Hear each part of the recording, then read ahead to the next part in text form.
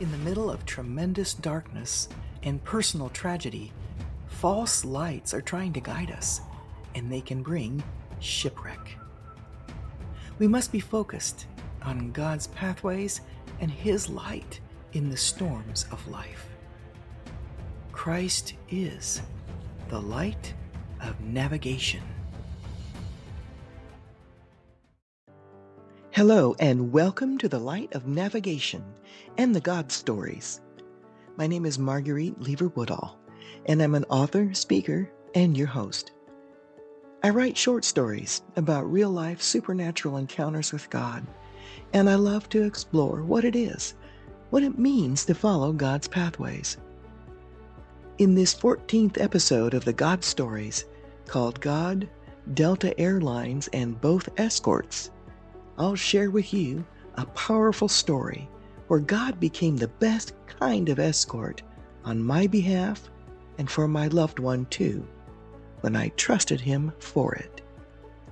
There's no detail too small for God on our behalf.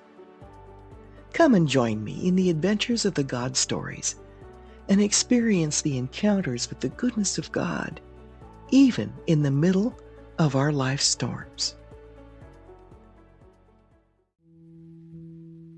It was 10:30 in the morning when I arrived at the Mobile, Alabama airport. The drive had been just under an hour long as I was headed back to Tulsa, Oklahoma. My son's funeral that week was now past, and I had to return home. My sister had already flown out ahead of me, and I followed the next day by myself. And the grief was heavy on me. The fog of the grief was consuming me along with its confusion, so much so that I was afraid of being able to find the airport. Internally, I wondered if I'd make it. I felt alone and afraid. It had been a difficult and scary drive because of this. The airport car rental needed to be turned back in by 11 a.m. Unfortunately, my flight would not depart until 5:30 that night. I hadn't realized when I made the flight reservations that the rental's return time would leave me sitting in the airport for 6 hours before my flight home.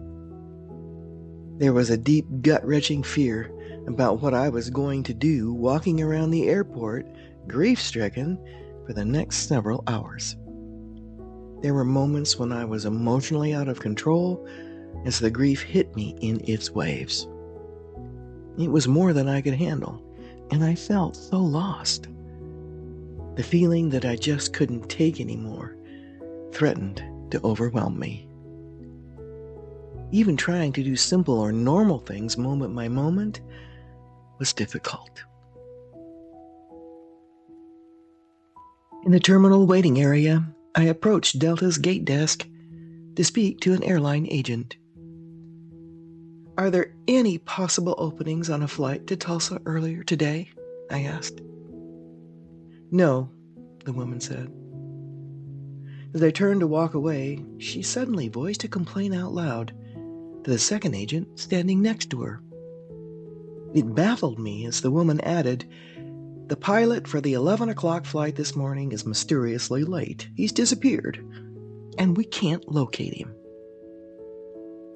I remembered wondering what on earth that comment had to do with my question or my situation. I headed toward the airline ticket counter shortly afterward, with the hope that if I was put on standby, there would be an earlier flight I could take if someone did not show. The $50 fee placed on my charge card for it was worth it to me if I could fly home more quickly. I thought to myself, if I could just hop a flight earlier, I would be arriving in Tulsa at 5:30 instead of leaving here then.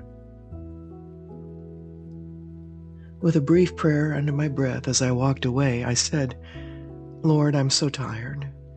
This grief is consuming me, and I'll be crying here all day with everyone staring at me. And I feel so lost. I cannot bear sitting here for the next 6 hours in this turmoil all alone. Would you bring me home by 5:30 tonight instead of leaving here then?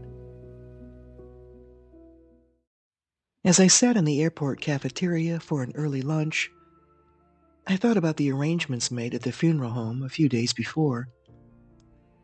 The availability of a police escort for the hearse and funeral procession after the funeral services was in question. I was told there would be no escort. There were more funerals in the area that weekend than available police officers to accompany them. The funeral home director, to his credit, had called twice and was turned down both times. The lack of the traditional escort was painful emotionally. It's one last gesture of honor for the deceased and their family as they drive to the local cemetery and final resting place for burial. When my husband had passed years before, the escort had impacted me deeply. I had never seen one before. It's a long-standing Southern tradition for people along its route, when they see the escort coming, to stop, remove their hats, and bow their heads. It's done with an attitude of condolence and honor towards the loved one who's died and their family. God's divine interventions on my behalf throughout the entire week had made me feel like I was the daughter of a king, and Randall, my son, one of his beloved sons, a son of the king. Every detail came together supernaturally, and not one need was left unmet.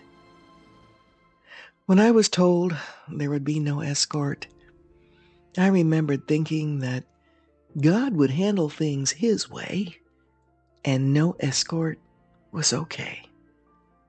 If He wanted us to have one, I thought, He would make a way. As the funeral service concluded that afternoon, and everyone was waiting to be dismissed, the funeral director walked up to the front of the chapel and made an unexpected announcement. His voice boomed out loudly in front of the gathered crowd clear across the chapel room as he spoke. He said, "Mrs. Woodall, I don't know what friends you have in high places, but you now have your funeral escort." Indeed, I do have a friend in high places, I thought, as my mouth hung open in amazement one more time. A little-known family friend who had worked for a local sheriff's department had called in a favor, unbeknownst to me. It was a retired sheriff's organization who volunteered as funeral escorts. For some unknown reason, it was also stressed to me that they escorted VIPs and dignitaries only. It was 30 minutes later, as I reflected on this memory at the airport sandwich bar, that a Delta airline representative approached my table. I was handed airline passes to Tulsa with an arrival time of 5:30 that evening. It was the rescheduled morning flight of the pilot who had been mysteriously late and could not be found. I had a second escort home, and this time it was just for me. Unlike the pilot, who was eventually found half an hour later for this flight, something else never was. The charge on my credit card for the standby fee. My father loves his daughter and her son, and I am humbled that he honored me. Thank you for taking time to listen to my story. If this podcast could encourage someone you know who wonders just how far God will go to meet our needs, please pass it on. Your comments are valued, and subscribing would also be appreciated. Have you ever had God put a smile on your face? When He does, you never forget it. In episode 15 of the God Stories, called God and the Disney World Smile, I'll share with you just what that looks like.